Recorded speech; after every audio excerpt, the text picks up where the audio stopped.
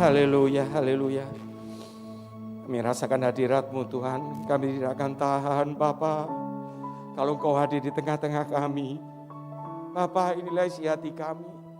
Lewat pujian ini kami naikkan kehadirat-Mu Bapa. Kebaikan-Mu begitu luar biasa Tuhan. Kau tidak pernah tinggalkan kami dalam sekejap pun ya Bapa. Bapa, siapa kami ini Tuhan? Kami manusia yang hina, yang berdosa. Tapi Engkau bela bisa-bisa ya Tuhan. Terima kasih Bapa. Terima kasih buat segala kebaikan-Mu. Kami tahu Tuhan tanpa Engkau kami bukan apa-apa Tuhan. Terima kasih kalau kami saat ini masih boleh hadir, boleh ada di tempat ini. Bapak, semua ini karena Engkau, tidak ada yang lain ya Tuhan, tidak ada yang lain. Terima kasih Bapak, kebaikan demi kebaikan-Mu Engkau nyatakan di sepanjang hidup kami Tuhan. Bapak, oleh karena itu kami terus mau berkomitmen, apapun yang Kau izinkan terjadi dalam hidup kami, Engkau tetap Bapa yang baik, teramat baik, luar biasa baik. Tidak ada yang sepadan dengan Engkau Tuhan. Terima kasih Bapak, terima kasih. Kami sungguh bersyukur Tuhan kalau kembali di hari kudus-Mu ini. Kami boleh hadir di tempat ini Bapak. Kami meninggi-ninggikan Engkau, kami memuliakan Engkau. Kami terlalu percaya Engkau disenangkan ya Tuhan. Engkau dimuliakan lebih dan lebih lagi. Kini tiba saatnya Bapak, Engkau berbicara kepada kami. Sampaikan apa yang menjadi isi hati-Mu Tuhan. Pakai hamba-Mu ini untuk menjadi kepanjangan lidah bibir-Mu Tuhan. Bapa, terima kasih sehingga kami boleh terus Tuhan dibawa masuk. Lebih dan lebih lagi pengenalan akan Engkau. Lebih mengerti apa yang menjadi kehendak-Mu dalam hidup kami Tuhan. Sehingga Bapa di tahun 2022 ini, di tahun yang baru ini. Kalau orang di luar sana berkata ini tahun yang buruk. Kami berani pastikan bersama dengan Engkau, yang buruk itu akan diubahkan menjadi baik, bahkan luar biasa baik. Kami akan melihat kemenangan demi kemenangan itu terjadi dalam hidup kami Tuhan. Bapak terima kasih. Sekali lagi Bapak, mampukan hamba-Mu untuk menyampaikan dengan sederhana ya Tuhan, agar kami semua mengerti. Kalau Engkau merindukan setiap kami untuk menjadi Tuhan, memiliki doa-doa yang luar biasa, doa-doa yang terus meningkat ya Tuhan. Doa adalah keintiman kami dengan Engkau. Bapak terima kasih. Terima kasih Bapak, di dalam nama Yesus. Mari kita semua siap menerima berkat firman Tuhan, sama-sama katakan amin. Mari kita beri tepuk tangan juga kepada tim Praise and Worship. Ya, luar biasa, Tuhan berkati.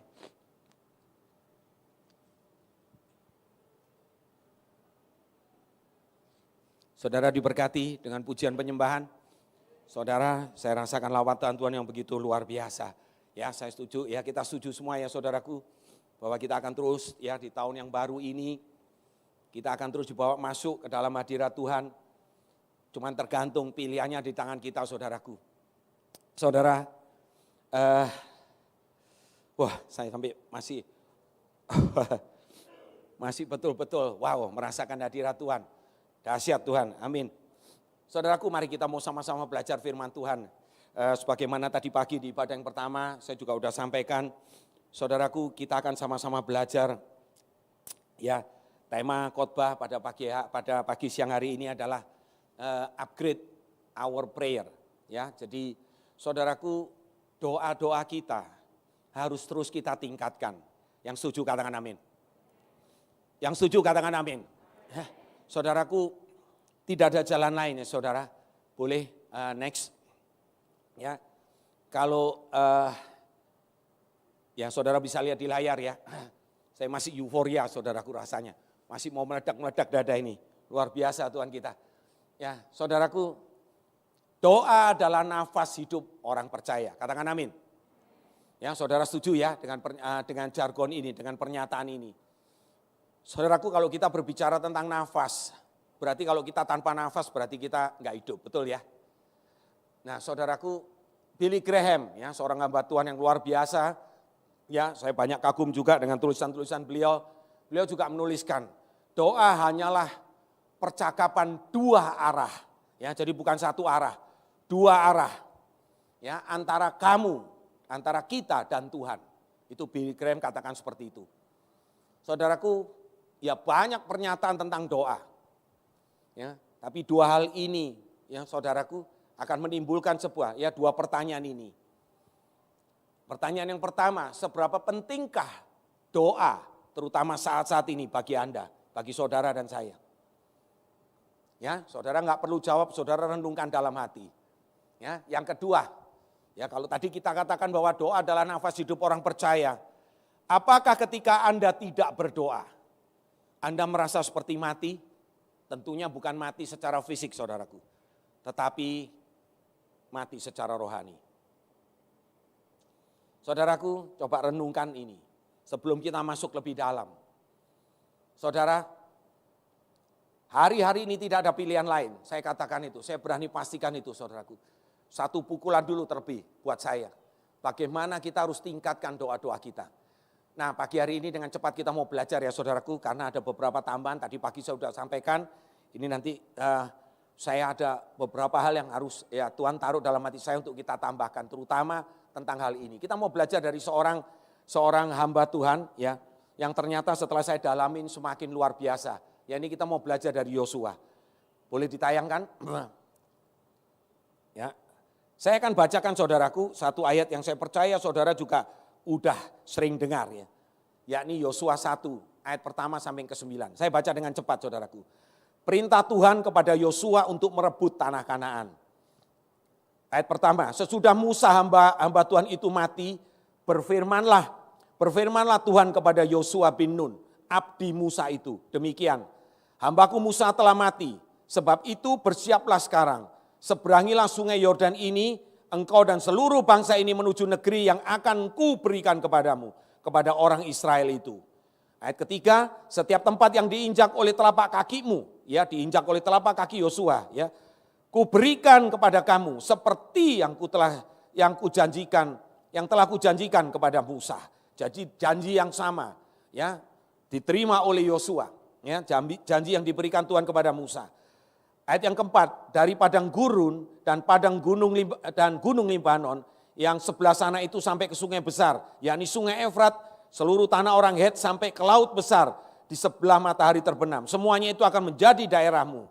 Ayat kelima, seorang pun tidak akan dapat bertahan menghadapi engkau seumur hidupmu. Seperti aku menyertai Musa, demikianlah aku akan menyertai engkau.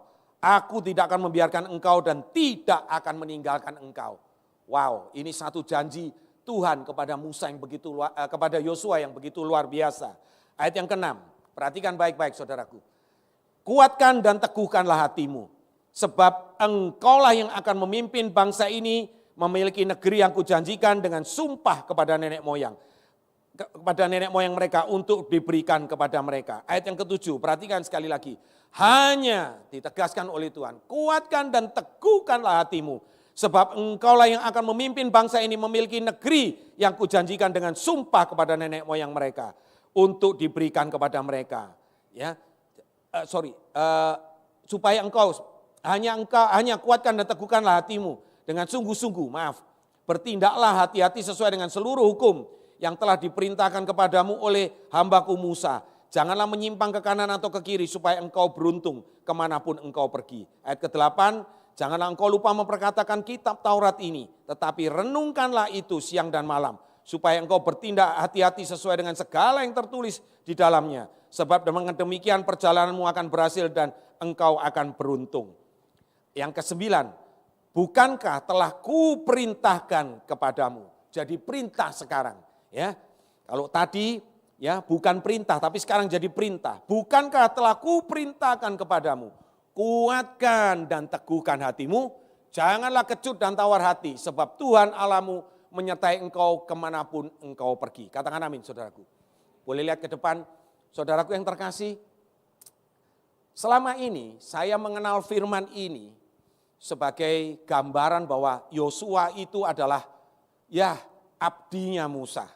Ya, saudaraku ada pengertian bahwa ada bahasa saya pernah dengar dari seorang hamba Tuhan, saya lupa namanya siapa. Oh itu kacungnya Musa. Ya saudaraku, ya kalau di presentasi mungkin bisa ditampilkan. Ya ada banyak penafsiran ya dari berbagai macam Alkitab. Ya wakil ada, penolong ada. Nah saudaraku, Selama ini pengertian saya itu seperti ini. Sampai beberapa hari yang lalu Tuhan memberikan pengertian. Mungkin saudara bertanya-tanya mungkin yang sudah mengerti. Kenapa? Apa hubungannya dengan doa? Apakah memang Yosua ini pendoa atau Yosua ini berdoa sedemikian luar biasa? Saudaraku, saya katakan dengan jelas, dengan tegas, ya, Yosua adalah pendoa yang luar biasa. Saudaraku, kalau kita baca dari kitab Yosua, mulai dari ayat pertama ini, juga didukung dengan latar belakang siapa Yosua ini. Saudaraku, walaupun dia disebut abdi Musa, atau penolong, atau wakil Musa, saudaraku, tetap ya kita punya bayangan bahwa oh iya, cuman orang yang kedua. Oh dia tidak mungkin berdoa, dia mungkin, ya, dia bukanlah golongan pendoa gitulah. Ya saudaraku, tetapi jelas sekali kalau kita baca dengan jelas, dari ayat yang pertama sampai ayat yang terakhir, Yosua 24, kita akan temukan hal-hal yang luar biasa tentang Yosua. Bagaimana Yosua itu begitu intimnya dengan Tuhan, saudaraku. Saudaraku, sebelum Yosua menerima mandat ini setelah Musa mati, saudaraku, kita bisa melihat latar belakang. Mungkin bisa ditampilkan, tolong bantu ditampilkan presentasi. Nah, saudaraku, sebelumnya, ya, saudaraku perhatikan di sini, ya dengan cepat. Yosua itu sebut pelayan, pembantu, wakil atau penolong Musa. Perhatikan, di Bilangan 14 ayat 6 sampai 9, itu bercerita tentang 12 pengintai. Ya, saya nggak akan lihat detailnya. Saudaraku, di antara 12 itu ada 2 orang yang kembali, cuman 2 orang yang kembali dengan rasa optimis, ya, dengan positif, yaitu Yosua dan Kaleb. Yang lainnya negatif. Wah, itu raksasa besar, nggak mungkin kita menang dan lain sebagainya. Saudaraku, jadi dikatakan di sini, wah, Yosua itu sudah punya karakter yang seperti ini, punya sifat yang seperti ini. Dia nggak takut, dia bukan orang yang pesimis. Saudaraku, Ulangan 34 ayat 9 juga menyatakan, siapa Yosua ini? Saudaraku, Yosua itu penuh dengan roh kebijaksanaan. Karena apa? Karena Musa menumpang tangan, ada impartasi. Musa sebagai pemimpin, ya, Musa mengimpartasikan. Musa berdoa bagi Yosua, sehingga Yosua itu menerima roh kebijaksanaan, sehingga semua orang Israel itu mendengarkan, walaupun dia cuman abdi, cuman orang kedua, mungkin seperti itu ya saudara. Dari yang wakil dari Musa, semua orang mendengar dan melakukan seperti apa yang dipintakan Tuhan kepada Musa. Saudaraku, jadi lihat kualitasnya Yosua. Nah, yang terakhir tadi kita sudah baca ya di Yosua 1 ayat 3 dan 5. Bagaimana Tuhan sampai berani memberikan janji. Kalau tidak orang pilihan yang luar biasa, yang extraordinary, ya, Tuhan mungkin tidak akan berjanji seperti itu. Tidak akan diangkat menjadi pengganti Musa. Dikatakan bahwa segala tempat yang kau injak akan jadi milikmu. Seorang pun tidak akan tahan, tidak dapat bertahan menghadapi engkau seumur hidupmu. Saudaraku, itu sebuah janji yang luar biasa. Seperti aku menyertai Musa, kata Allah. Demikianlah aku akan menyertai engkau dan tidak akan membiarkan engkau dan tidak akan meninggalkan engkau. Saudaraku, boleh dong kalau saya katakan, ya, Yosua ini adalah orang yang hebat, bukan orang sembarangan. Setuju ya saudaraku? Boleh? Next. Tampilannya tolong. Ya, saudaraku, jelas Yosua ini bukan orang sembarangan. Arti nama Yosua sendiri ada pertolongan Tuhan. Tetapi saudaraku, perhatikan tadi dari ayat yang saya bacakan pada saudara. Dari Yosua 1 ayat 1 sampai 9 itu. 3 kali Tuhan berkata. Bahkan yang terakhir itu menjadi perintah. Bukan cuma perkataan Tuhan. Bukan cuma mengingatkan, tapi Tuhan perintahkan untuk Yosua menguatkan dan meneguhkan hatinya. Saudaraku, kenapa orang sehebat Yosua sebelum dia memimpin orang-orang Israel masuk ke tanah perjanjian, tanah Kanaan. Saudaraku, Tuhan berkata seperti itu. Dulu pemahaman saya pikir Yosua ini masih muda, belum berpengalaman. Tapi kalau kita lihat faktanya tidak saudaraku. Sebagai orang kedua, sebagai wakil Musa, sebagai penolong Musa. Dia ikuti semuanya saudaraku. Ada yang menarik saudaraku yang mungkin tidak saya catat di sini. ya, pada saat semua orang lagi melakukan sesuatu, Yosua itu bertekun menjaga kemah pertemuan, saudara. Bahkan saat Musa pergi pun meninggalkan kemah pertemuan itu, Musa naik ke atas, Musa naik ke Gunung Sinai untuk bertatap muka dengan Tuhan. Di situ Yosua tetap ada di kemah pertemuan. Dia juga tidak terkontaminasi pada saat bangsa Israel melakukan hal yang sangat menyakiti hati Tuhan, yakni patung lembu emas itu, saudara. Mereka menyembah dia. Yosua tidak masuk dalam bilangan mereka.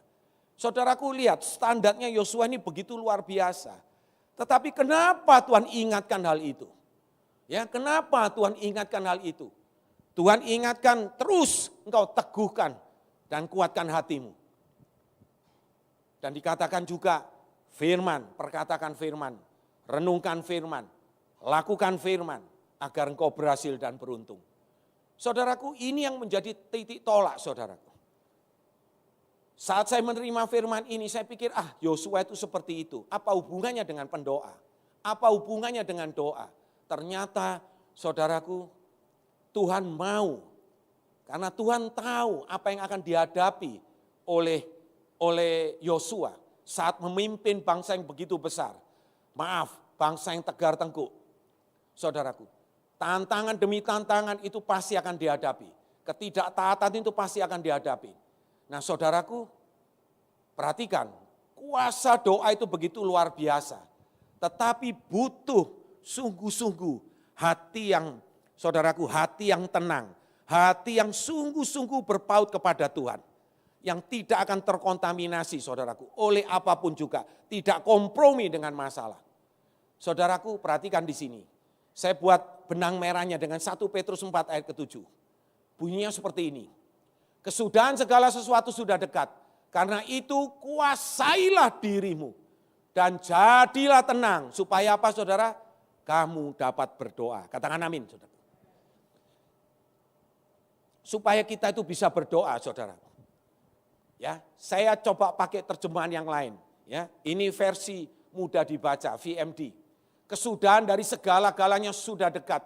Jadi pikiranmu haruslah terang. Dan kendalikan dirimu.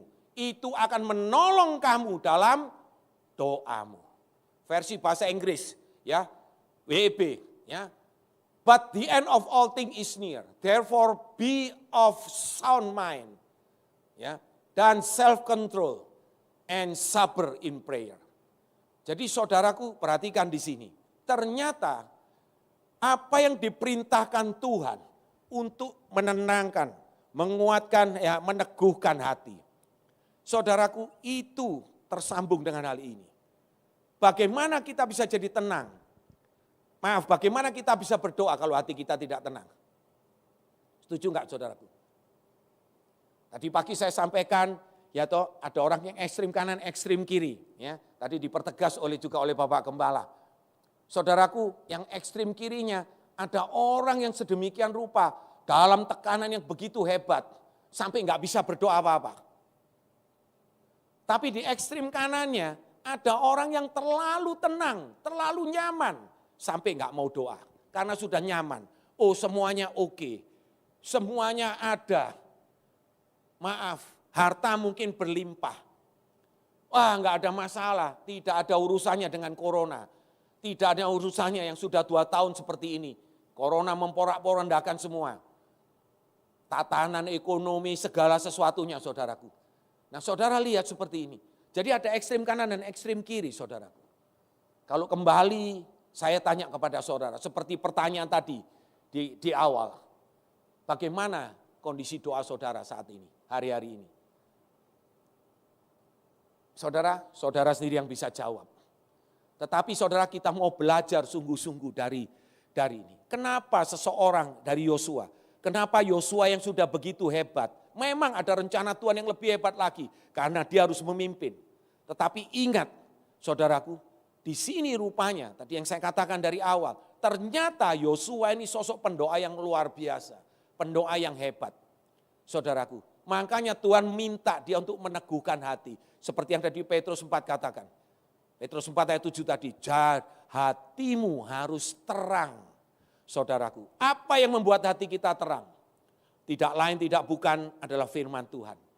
Berapa waktu yang lalu kita terus berurutan saudaraku. Kita diingatkan siapa, kita harus kenal kepada Tuhan. Ingat Hosea 4 ayat 6, umatku binasa. Tidak bicara orang di luar. Umatku binasa karena tidak mengenal Bapa. Saudaraku, apa yang membuat hati terang? Makanya kenapa tidak hanya Yosua diperintahkan untuk meneguhkan dan menguatkan dan meneguhkan hatinya. Tetapi diperintahkan juga untuk 3M 2B hasilnya. Sederhana ya saudaraku, memperkatakan M pertama. M kedua, saudaraku, merenungkan. M yang ketiga, melakukan. Dan hasilnya 2B, berhasil dan beruntung saudaraku. Saya percaya firman itu, kita semua percaya firman itu akan menerangi hati kita. Sehingga apapun permasalahan yang kita hadapi hari-hari ini, bahkan ke depan yang kita enggak tahu. Ya saudaraku, itu kita akan tetap bisa melakukan doa. Tetap bisa berdoa, bahkan intensitas doa kita itu lebih lagi. Amin saudaraku. Saudara dengan cepat ya saya mau lihat, karena saya mau bawa lagi lebih dalam. Ya, pengertian tentang meneguhkan hati, menguatkan dan meneguhkan hati. Ya saudara, mungkin ayo lanjutkan tampilannya. Nah saudaraku dengan cepat ya. Jadi Yosua tidak hanya pribadi yang taat setia, tetapi lewat apa yang Allah ingatkan untuk tetap kuat dan teguh hati. Disertai pengenalan akan Allah, yaitu tadi memperkatakan, yang merenungkan dan melakukan firman Tuhan. Yosua memiliki keintiman atau kehidupan doa yang sangat akrab dengan Tuhan. Katakan amin saudaraku. Lihat dengan cepat, ayo. Nah saudaraku, ini beberapa contoh ya dengan cepat juga. Yosua 3 ayat 5. Berkatalah Yosua kepada bangsa itu, ya, kuduskan dirimu sebab besok Tuhan akan melakukan perbuatan ajaib di antara kamu. Saudaraku, bagaimana Yosua bisa tahu besok Tuhan akan melakukan perbuatan yang ajaib? Kalau dia tidak berdoa dulu, dia berbicara dua arah dengan Tuhan, dengan Allahnya. Setuju enggak saudaraku? Ini bukti pertama bahwa Yosua berdoa punya keintiman yang luar biasa dengan Tuhan, keakraban yang luar biasa dengan Tuhan. Lagi Yosua 5 ayat 13 sampai 15. Saudara boleh catat ya, nanti saudara baca. Di situ Yosua berhadapan face to face dengan malaikat surga yang disebut panglima bala tentara, berbicara face to face dengan Yosua. Saudaraku, maaf. Saya percaya Yosua lah orang pilihan. Yosua punya keintiman sedemikian rupa dengan Tuhan. Memang itu privilege ya dari Tuhan. Kalau Tuhan mau menghadirkan malaikat bisa. Tapi saya lebih percaya bahwa bagaimana hubungan Tuhan yang sudah hubungan Yosua dengan Tuhan yang dibangun sedemikian rupa. Saudaraku, sehingga apa yang terjadi? Yosua selalu disertai dengan ini saudaraku. Setiap dalam memimpin peperangan ada bantuan militer dari surga. Karena bala tentara, panglima bala tentara surga itu berbicara face to face. Selanjutnya, nanti saudara baca ya, Yosua 6 dan Yosua 8. Bagaimana Yeriko itu runtuh saudaraku. Dengan doa sesungguhnya saudara. Saudara boleh cek nanti, walaupun di hari pertama sampai hari ke-6 cuman dikelilingi sekali.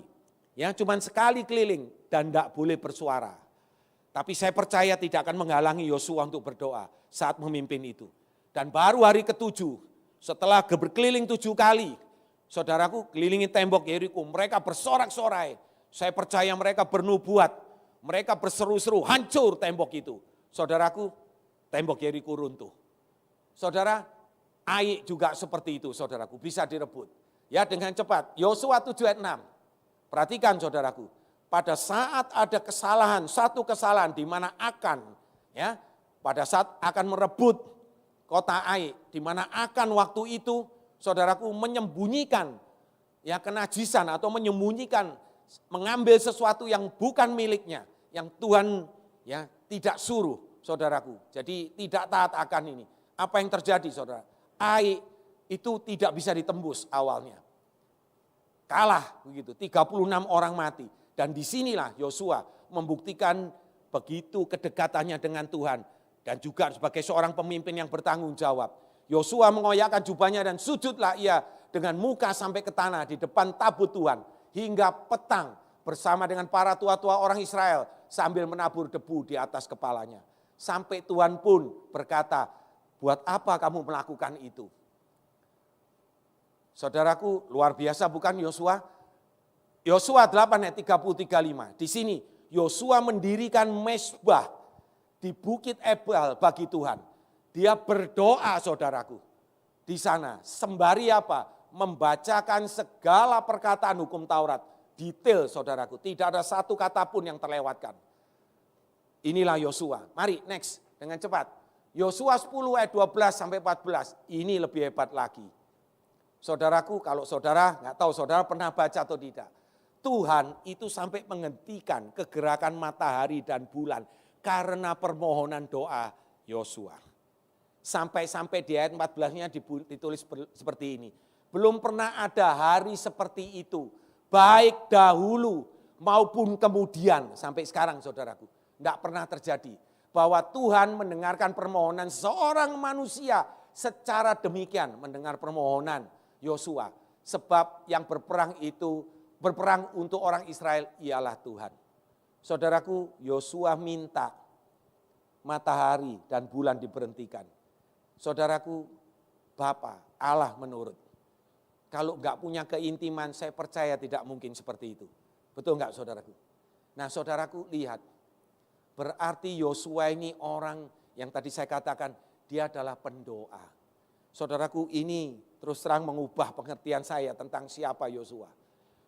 Disebut pahlawan, pemimpin yang hebat, pengganti Musa, betul. Ternyata sekarang bertambah, dia pendoa yang luar biasa. Katakan amin saudaraku. Nah saudaraku disinilah lihat dampak yang terjadi. Saudaraku sampai dia berkata, di akhir hidupnya dia berkata, aku dan seisi rumahku, kami akan beribadah kepada Tuhan. Ya, di Yosua 24 ayat 15 bagian B. Saudaraku kalau saudara baca juga di Yosua 21 ayat 43 sampai 45. Keamanan terjadi di negeri yang dijanjikan Tuhan. Ayat 45 tertulis seperti ini. Dari segala yang baik yang dijanjikan Tuhan kepada kaum Israel, tidak ada yang tidak dipenuhi. Semuanya terpenuhi. Katakan amin saudaraku. Saudara mau segala sesuatu yang Tuhan janjikan terpenuhi buat saudara dan saya? Saudaraku tidak ada jalan lain. Mari kita tiru, kita teladani Yosua. Bagaimana selain karakternya, dia terus diingatkan oleh Tuhan. Dan dia taat setia. Dia diminta untuk menguatkan dan meneguhkan hati. Nah saudaraku, Yosua di akhir hidupnya berpesan, kuatkanlah benar-benar hatimu dalam memelihara dan melakukan segala yang tertulis dalam kitab hukum Musa, dalam kitab Taurat, supaya kamu jangan menyimpang ke kanan dan ke kiri. Inilah bentuk saudaraku, bagaimana dia terus menyalurkan, menyampaikan ini kepada anak cucunya, kepada kaum Israel. Saudaraku dengan bukti bahwa dia yang melakukan ini semua. Saudaraku yang terkasih, hari-hari ini tidak jalan lain bagi kita. Tetapi saya mau bawa saudara lebih dalam lagi untuk mengerti apa yang dimaksud. Tuhan jabarkan lebih dalam lagi, karena ini pasti berbicara tentang hati. Berdoa dengan sikap hati yang benar. Dengan sikap hati yang dirindukan oleh Tuhan. Nah saudaraku, tadi pagi saya sampaikan di sini, saya stop. Nah saat ini saya mau bawa saudara untuk lebih mengerti lagi. Karena Tuhan taruh itu dalam hati saya. Untuk lebih mengerti apa yang dimaksud dengan meneguhkan hati. Menguatkan dan meneguhkan hati yang dibicarakan itu. Saudaraku yang pertama, saya lihat bisa ditampilkan Alkitab Keluaran 20 ayat 24.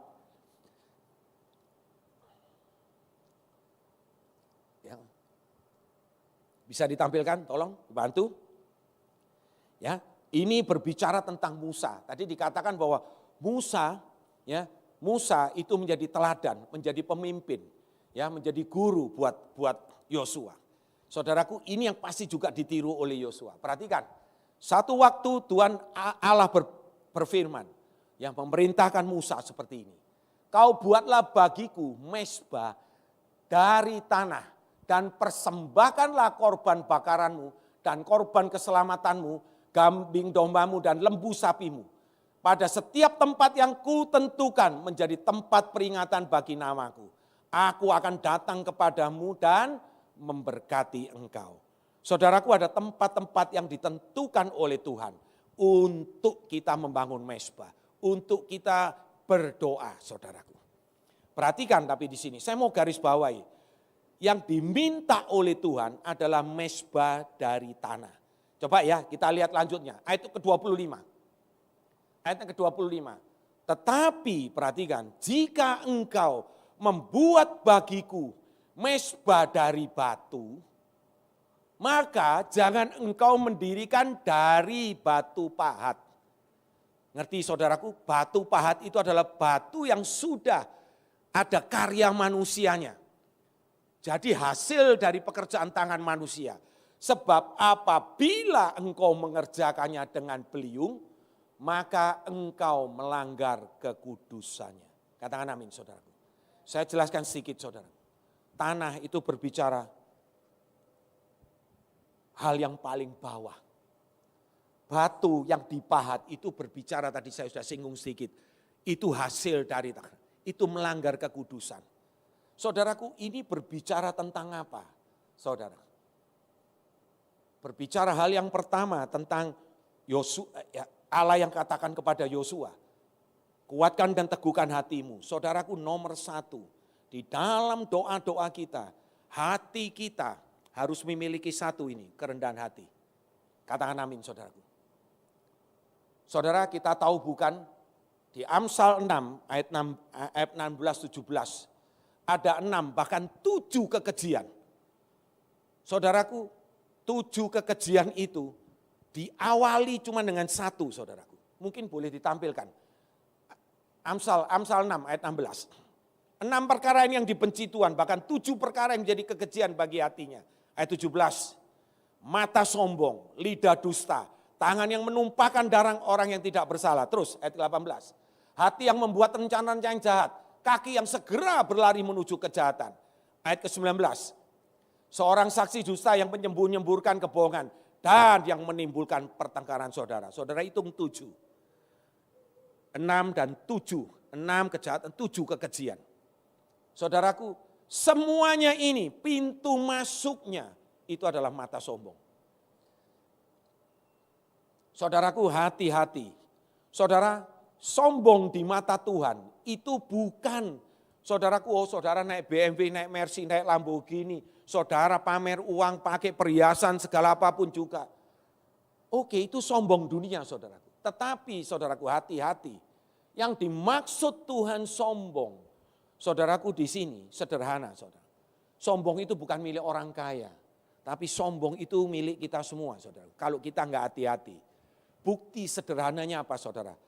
Saudara kalau mau check and recheck, saudaraku, Tuhan bisa pakai semua orang. Bahkan orang yang tidak kita duga, atau mungkin orang yang kita rendahkan. Ya, saudaraku, maaf, misalnya ini sebagai contoh pembantu rumah tangga. Sekali waktu tahu-tahu pembantu rumah tangga itu mengingatkan saudara dan saya. Kira-kira menurut saudara, saudara akan terima atau enggak?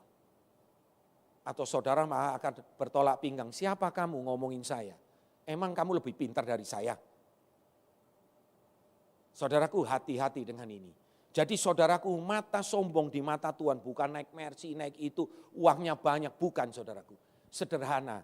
Makanya kenapa dari mimbar ini, Bapak Gembala, Pak Stephen, Pak Purba, kami semua selalu saudaraku diingatkan tentang 2 hal. Bagaimana Yesus mengajar kita, ya saya cuma ngulangin aja. Bagaimana Yesus mengajar kita untuk kita rendah hati dan lemah lembut. Artinya apa saudaraku? Kita bisa ditegur. Kita bisa diingatkan oleh siapapun juga. Buktinya banyak saudaraku, saya sudah sering sampaikan. Saudara-saudara tahu peristiwa Naaman. Siapa yang jadi pemicu pertama Naaman ini mau? Hanya seorang budak kecil, namanya saja enggak dicatat saudaraku. Seorang budak kecil lagi masih, wanita lagi. Saudaraku, wanita enggak ada harganya waktu itu, maaf jangan tersinggung. Ya, di Yerusalem, saudaraku di Israel, enggak ada harganya sama sekali. Itu sudah budak kecil wanita lagi saudaraku. Yang dia bisa berkata kepada Naaman, kalau Tuanku mau datang kepada nabi yang ada di tanah Samaria itu, niscaya Tuanku akan sembuh. Mungkin dijembatani sama istrinya lah Naaman yang kena sakit kusta. Tapi tetap itu datang dari seorang budak kecil, perempuan lagi. wanita lagi. Saudaraku perhatikan, itu satu contoh yang sederhana. Jadi hati-hati saudaraku, mata sombong. Saudara kalau nanti saudara lihat ya di Lukas 18 ayat 9 sampai 14. Ada dua gambaran, satu Farisi, satu pemungut cukai. Saudaraku pemungut cukai itu dianggap orang yang berdosa. Di mata umum saat itu saudaraku. Tetapi perhatikan di sini saudaraku. Ternyata Yesus sendiri berkata, Farisi itu berdoa dengan segala kesombongannya. Merasa dirinya hebat saudaraku. Sedangkan pemungut cukai itu berdoa dengan keberadaannya. Dia minta, aduh aku ini orang berdosa. Aku ini enggak layak. Siapa yang diterima oleh Yesus? Siapa yang menurut Yesus yang lebih besar? Lukas menuliskan. Saudaraku, walaupun pemungut cukai itu bukan status yang enak saudaraku. Tetapi itu yang diacungin jempol oleh Yesus. Begitulah prinsipnya. Betul enggak saudaraku? Nah saudaraku hati-hati. Hati-hati. Saudara, kalau saudara mau lihat banyak sekali di Alkitab. Saya catat juga di sini Daniel 10 ayat 12. Saudaraku, Daniel itu merendahkan diri saudaraku. Berniat untuk mendapat pengertian atau hikmat. Saudaraku, dia merendahkan diri di hadapan Allah. Padahal Daniel pada saat itu sudah naik saudaraku, posisinya sudah cukup tinggi. Dia menjadi orang kedua di kerajaan itu Tuhan. Saudaraku lihat semuanya. Jadi satu yang harus kita betul-betul ingat. Tentang tadi Yosua ya Tuhan katakan, perintahkan, kuatkan dan teguhkan hatimu. Saudaraku, jagalah hatimu dengan segala kewaspadaan. Saudaraku, kalau hati kita ini terang seperti tadi dikatakan di 1 Petrus 4 ayat ke-7. Hati kita ini terang oleh firman Tuhan, bergumul terus dengan firman Tuhan, bergumul dengan Roh Kudus saudaraku. Kalau hati kita ini terang, siapapun yang negur kita, saudaraku tidak akan ada kesombongan di dalam diri kita. Amin saudaraku. Saudara setuju? Itu yang pertama saudaraku, dengan cepat. Yang kedua saudaraku, saya ajak saudara buka 2 Samuel 14. 2 Samuel 24, maaf. 2 Samuel 24 ayat 18 dengan cepat ya. Saya akan bacakan. Tolong dibantu multimedia. Pada hari itu datanglah Gad, ya, Nabi Gad kepada Daud dan berkata kepadanya, "Pergilah, dirikanlah ya bagi Tuhan dirikanlah mezbah bagi Tuhan di tempat pengirikan Arauna, orang Yebus itu." Terus ayat 19. Lalu pergilah Daud sesuai dengan perkataan Gad seperti yang diperintahkan Tuhan. Next, terus. Ketika Arauna menyengguk dan melihat raja dengan pegawainya mendapatkannya, pergilah Arauna keluar. Lalu sujud kepada raja dengan muka ke tanah. Wajar ya saudaraku, seorang rakyat ya melihat rajanya datang ke tempat dia langsung sujud. Ya, betul ya. Terus ayat selanjutnya. 21, bertanyalah Arauna, "Mengapa tuanku raja datang kepada hambanya ini?" Jawab Daud, membeli tempat pengirikan ini daripadamu dengan maksud mendirikan mezbah bagi Tuhan, supaya tulah ini berhenti menerima rakyat. Menimpa rakyat. Rupanya pada saat itu ada tulah yang terjadi. Ya, kalau saudara baca sebelumnya disuruh milih 3 dan Daud memilih ini. Jadi ini yang terjadi. Ya, jadi menimpa tulah ini, menimpa rakyat. Nah, jadi mau membeli tempat pengirikan ini daripadamu dengan maksud mendirikan mezbah bagi Tuhan, supaya tulah ini berhenti menimpa rakyat. Terus ayat 22, perhatikan saudaraku. Lalu berkatalah Arauna kepada Daud, "Baiklah ya, tuanku raja mengambilnya dan mempersembahkan apa yang dipandang baik. Lihatlah ini ada lembu-lembu untuk korban bakaran dan eretan-eretan pengirik dan alat perkakas lembu untuk kayu bakar." Ayat 23. Semuanya ini ya raja diberikan Arauna kepada raja. Arauna berkata pula kepada raja, "Kiranya Tuhan Allahmu berkenan kepadamu." Terus ayat 24. Ya, tetapi berkatalah, perhatikan ini baik-baik ayat 24. Tetapi berkatalah raja kepada Arauna, "Bukan begitu, melainkan aku mau membelinya daripadanya dengan membayar harga. Sebab aku tidak mau mempersembahkan kepada Tuhan Allahku korban bakaran dengan tidak membayar apa-apa. Sesudah itu Daud membeli tempat pengirikan dan lembu-lembu itu dengan harga 50 sikal perak. Saudaraku, apa yang kita bisa dapatkan dari pengertian ini, dari firman yang kita baca? Saudaraku, satu hal, miliki hati yang mau bayar harga, saudaraku. Ada amin? Ya, aminnya lemes. Ada amin, saudara? Saudaraku, dalam doa itu ada bayar harga. Saudaraku, apa yang dilakukan jadi Daud ini boleh menjadi teladan. Ya, boleh menjadi teladan buat kita. Saudaraku, sebagai seorang raja, bahkan Arauna langsung datang dia menyembah. Ada apa Tuanku mau datang ke sini? Saudaraku, bahkan dia berikan semuanya sebagai raja. Lembunya disediakan, bahkan kayu bakarnya diambil saudaraku dari eretan itu. Kalau dikatakan itu sumber penghasilannya saudara. Diberikan semua untuk dijadikan kayu bakar. Tapi saudara lihat bagaimana sikap Daud. Bukan begitu katanya. Aku akan membelinya. Aku tidak mau mempersembahkan sesuatu tanpa membayar apa-apa. Saudaraku, mungkin saudara berkata, oh ya Daud itu kan kaya raya Pak. Dia raja, dia gampang aja mengeluarkan uang. Saudaraku, bukan seperti itu. Kita tahu bagaimana hidup Daud. Banyak yang sudah disampaikan tentang Daud. Bagaimana Daud itu seorang penyembah. Daud itu seorang pendoa yang begitu berkenan kepada Tuhan. Saudaraku yang terkasih. Jadi yang kedua yang Tuhan mau ingatkan, ini adalah tentang bayar harga. Saudara, hari-hari ini saya terus diingatkan. Ya saudara, doa yang ditingkatkan, doa yang terus meningkat. Saudara, awali dengan doa pagi.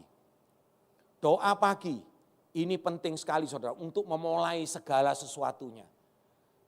Saudara, kalau kita nggak mau lakukan itu, apakah berarti kita, ya saudaraku, tidak berani menyerahkan hidup kita ke dalam tangan Tuhan yang penuh kuasa itu? Barusan kita tadi nyanyi semua saudara. Betapa luar biasanya Tuhan, kebaikan Tuhan begitu dahsyat. Saudaraku, doa pagi itu begitu penting. Karena kita akan memulai segala sesuatunya hari itu. Dengan kita melakukan doa pagi, saudaraku, kita akan memberikan kehidupan kita ke tangan Tuhan. Kita mengandalkan Tuhan, saudaraku. Baru nanti kita doa malam, ya di tengah-tengah itu ada doa makan dan lain sebagainya. Setiap waktu kita bisa berdoa. Doa malam, saudaraku. Seperti tadi yang dikatakan, aku dan seisi keluargaku akan menyembah Tuhan. Akan tetap menyembah Tuhan, dikatakan seperti itu. Itu bicara tentang mezbah keluarga. Ingat Matius 18 ya ayat 18 sampai 20. Dua atau tiga orang bersekutu di dalam nama aku akan hadir. Saudaraku, sepakat, ada kata sepakat. Kalau dilihat dari bahasa aslinya itu covenant. Covenant itu timbul pada saat dua orang ikat janji di dalam pernikahan. Jadi ini berbicara banyak tentang pernikahan, saudaraku. Itu berbicara tentang mezbah keluarga. Saudaraku, sesibuk kita, berani enggak kita bayar harga untuk kita datang berdoa kepada Tuhan hari demi hari. Itu loh saudaraku yang diingatkan Tuhan kepada Yosua tentang menguatkan dan meneguhkan hati. Itu yang kedua saudaraku, dengan cepat waktunya sangat singkat. Yang ketiga, perhatikan saudaraku, yang ketiga, saya ajak saudara buka dengan cepat Taman Getsemani, Matius 26, ya. Saudaraku ayat 36 sampai 46 ya dengan cepat. Yuk bantu saya. Saya minta waktu sedikit ya Brian. Saya selesaikan 3 ini. Maka sampailah Yesus bersama dengan murid-muridnya ke satu tempat yang bernama Getsemani. Lalu ia berkata kepada murid-muridnya, duduklah di sini sementara aku pergi ke sana untuk berdoa. Sederhana ya saudaraku, kalau saya berkata saya buat duduklah di sini. Sementara aku pergi ke sana untuk berdoa. Kesananya bisa jauh saudaraku. Tapi perhatikan ayat 37 silakan. Dan ia membawa Petrus dan kedua anak Zebedius sertanya.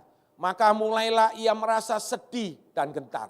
Jadi ada cuman Petrus, Yohanes dan Yakobus saudaraku. Ayat ke-38 yang ikut dia. Lalu katanya kepada mereka, hatiku sangat sedih. Seperti mau mati rasanya. Tinggallah di sini dan berjaga-jagalah dengan aku. Saudaraku, tadi murid-muridnya, ya setelah itu dia cuma diajak 3 orang. di sebelah sini. Ya, dikatakan tadi di sana. Dikatakan tinggallah di sini sekarang.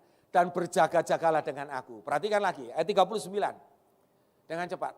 Maka ia maju sedikit, lalu sujud dan berdoa. Katanya, ya Bapakku, jikalau sekiranya mungkin, ya lalukanlah biarlah cawan ini lalu daripadaku. Tetapi janganlah seperti yang ku kehendaki, melainkan seperti yang kau kehendaki. Terus ayat yang ke-40.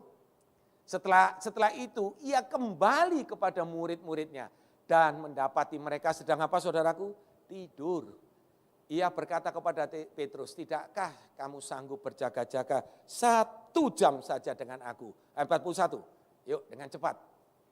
Berjaga-jagalah dan berdoalah supaya kamu jangan jatuh ke dalam pencobaan. Roh memang penurut tapi daging lemah. Ya, satu ayat yang terkenal, ayat 42. Lalu ia pergi untuk kedua kalinya dan berdoa. Katanya, ya Bapakku, jikalau cawan ini tidak mungkin lalu, kecuali apabila aku meminumnya, jadilah kehendakmu. 43. Dan ketika ia kembali pula, ia mendapati mereka apa? Lagi saudaraku, sedang tidur. Sebab mata mereka sudah berat. Ayat yang terakhir. Ia membiarkan mereka di situ lalu pergi dan berdoa untuk ketiga kalinya. Dan mengucapkan doa yang itu juga. Saudaraku, ada kata cuman gak jauh jaraknya. Bagaimana 3 orang murid ini bisa tertidur, saudaraku? 3 kali, saudara. Saudara, izinkan saya berkata, seringkali kita gak fokus dalam doa kita. Saudaraku, berapa kali sih? Ya, kita ini cuman doa, isinya cuman apa sih, saudara? Kalau saya kutip dari seorang hambanya berkata, kita ini cuman bisa minta, nyuruh, ya kan, minta, merintah atau nyuruh, nuntut. Itu isi doa kita. Kalau sudah kayak begitu pasti melek. Maaf saudara, jangan tersinggung. Karena itu tujuan kita gitu. Tapi kalau untuk disuruh doa yang lain saudaraku, gampang tertidur kita. Artinya kita nggak fokus saudara. Saudaraku, itu yang diingatkan Tuhan. Sebetulnya masih ada lagi karena waktu saudara. Nanti nyusul sisanya. Masih ada 2 lagi. Ya, 3 hal ini saya titip tentang tadi itu. Tuhan titipkan kepada kita. 3 hal. 1, doa dengan kerendahan hati. Itu artinya kita menjaga saudaraku. Menguatkan ya dan meneguhkan hati kita. Lewat kerendahan hati. Ya, jangan sampai kita sombong. Yang kedua, kita berani bayar harga. Yang ketiga, ya, saudaraku fokus dalam hadirat Tuhan. Saudaraku dengan fokus, kita akan bangun kepekaan kita dengan Tuhan. Katakan amin saudaraku. Saudaraku, 3 hal ini. Itu yang dimaksud Tuhan untuk menguatkan kita. Itu yang dimaksud Tuhan, yang diminta oleh Tuhan kepada Yosua. Kuatkan dan teguhkan hatimu. Saudaraku, tantangan ke depan kita nggak tahu. 2002 ini apa yang terjadi. Tadi pagi kita dengar ada 2 orang yang meninggal ya oleh karena Omikron. Dan juga angka sudah naik lagi. Saudaraku, saya percaya pemerintah kita akan bersekuat tenaga. Ya, kita juga harus tetap jaga protokol kesehatan. Kita nggak tahu impactnya, dampaknya 2 tahun belakangan ini semuanya udah porak-poranda saudaraku. Tapi nggak ada jalan lain. Saudaraku, kenapa Tuhan taruh ini dalam hati saya? Tingkatkan doa kita saudaraku. Tingkatkan, jaga sungguh-sungguh hati kita dari 3 hal ini saudara. Kuatkan dan teguhkan hati kita dengan ini. Saudaraku, jaga dari kesombongan, tetap rendah hati, bayar harga. Sekali lagi, yang ketiga, saudaraku fokus supaya kita lebih peka. Nah saudaraku, firman Tuhan itu harus terus menjadi bagian kita. Niscaya saya percaya kita akan melihat bagaimana seperti yang Yosua ya alami, ya yang Yosua pimpin sehingga bangsa Israel itu menjadi apa saudaraku? Semuanya dipenuhi oleh Tuhan. Amin saudaraku. Mari saya jemput semuanya imam-imam musik. Mari kita tundukkan kepala saudaraku. Saya percaya ini boleh menjadi perenungan buat kita. Ya, untuk kita sungguh-sungguh saudara melakukan hal ini. Tingkatkan doa kita. Mari kita tundukkan kepala. Boleh saya undang jemput bangkit berdiri? Apa ya sih?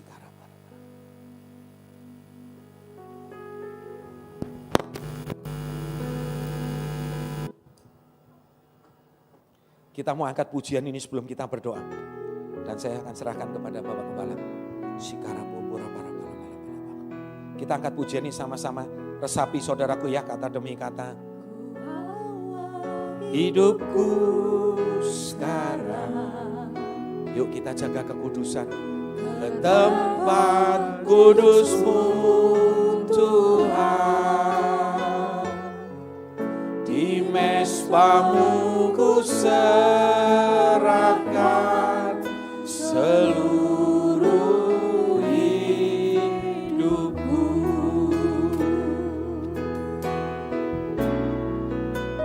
Penuhi hatiku sekarang.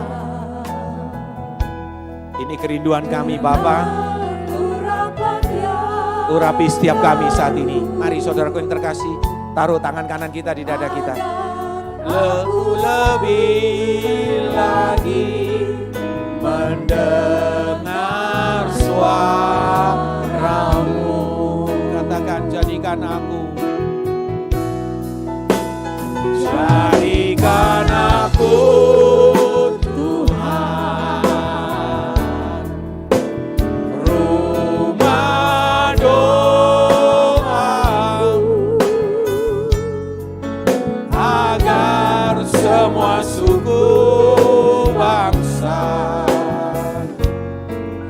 datang menyembah-Mu. Sekali lagi teriakan, jadikan aku. Haleluya, ini kerinduan kami Bapa. Rumah doa-Mu, agar semua keluargaku. Haleluya. Sekali lagi dengan jadikan aku.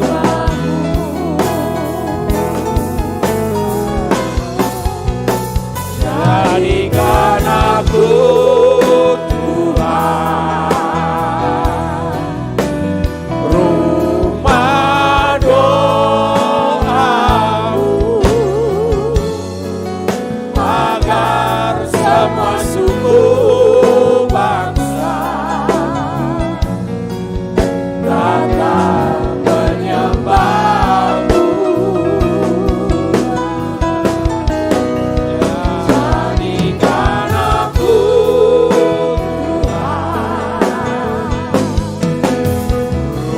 rumah doa-Mu,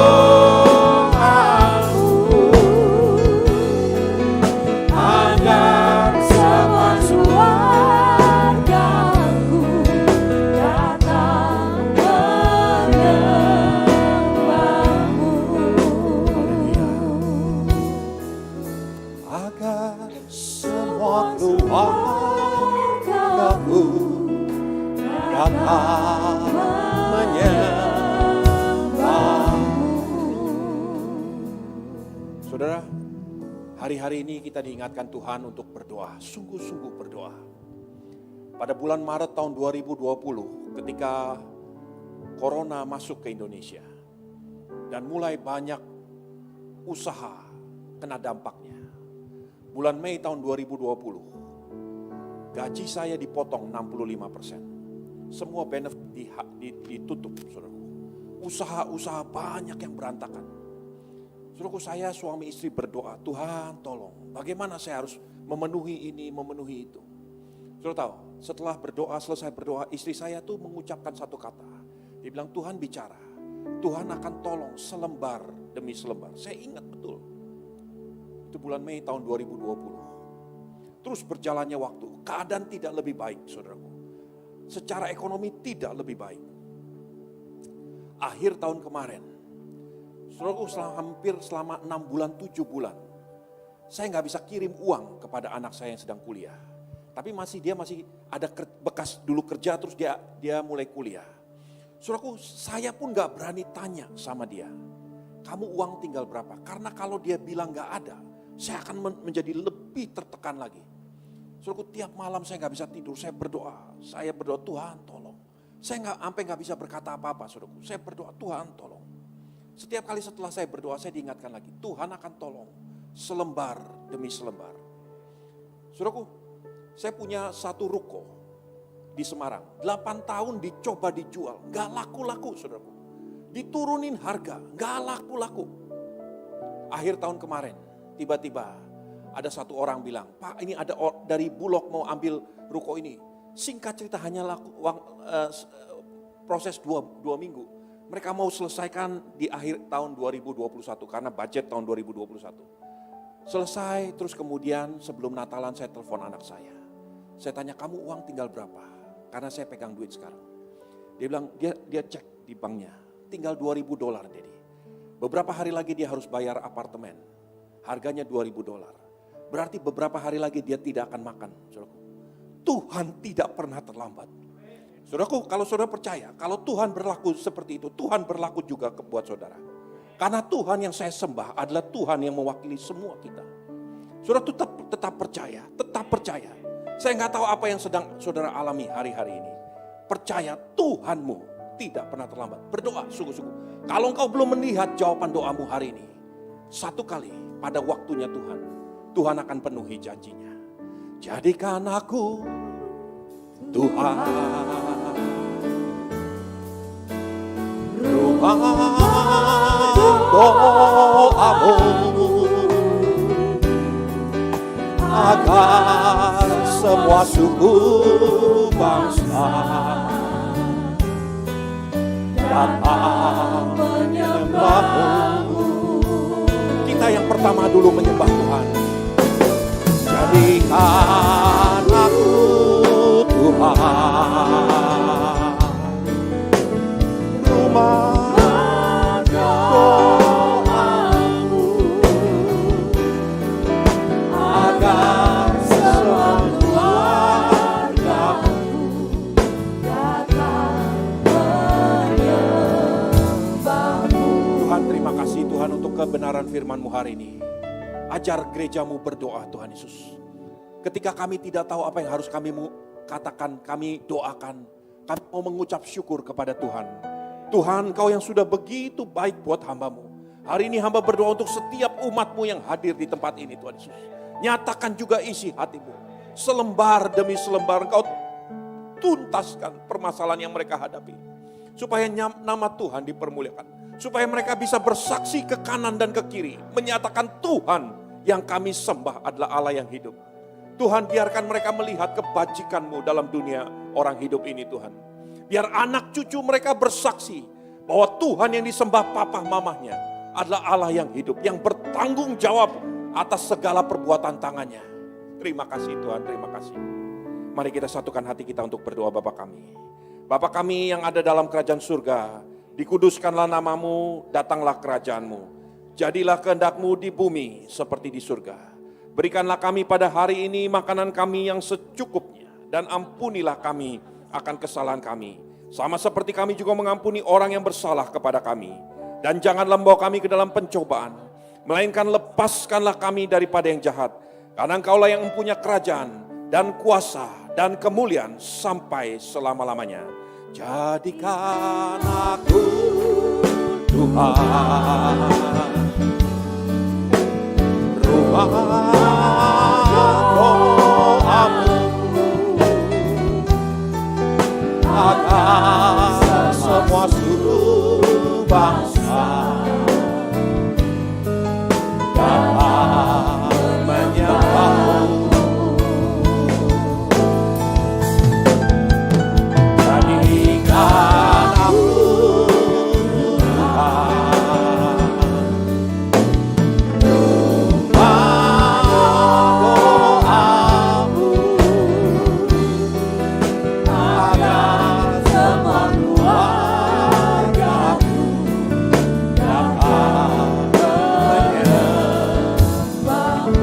Tuhan, sekarang angkatlah kedua tanganmu, pulanglah. Terimalah damai sejahtera, berkat-berkat Tuhan, belas kasihan Tuhan yang tidak pernah berakhir, yang bergulung-gulung seperti sungai yang tidak pernah kering, akan mengalir dalam rumah tanggamu, dalam hidupmu, dalam pekerjaanmu, dalam segala hal yang kau alami. Di dalam nama Tuhan Yesus Kristus, semua yang percaya dan sudah diberkati, sama-sama katakan, amin. Terima kasih Yesusku, terima kasih Yesusku, puji syukur hanya bagi Tuhanku. Terima kasih Yesusku, terima kasih Yesusku, puji syukur hanya bagi Tuhanku.